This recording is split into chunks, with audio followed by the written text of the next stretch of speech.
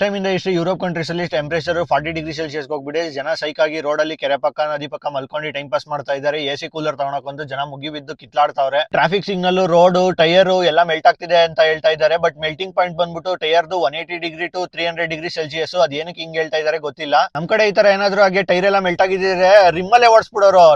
Railway track ಏನಾದ್ರು melt ಆಗಿದ್ರೆ ಅದ್ರ ಮೇಲೆ ಟ್ರೈನ್ ಎಲ್ಲ ನಿಲ್ಲದೇ ಇಲ್ಲ. ಎಲ್ಲ ಮನೆ ಮುಂದೆ ಸಂದಿಲಿ ಗಂದಿಲಿ ಎಲ್ಲಾ ಕಡೆ ಓಡಾಡ್ಬಿಡೋದು.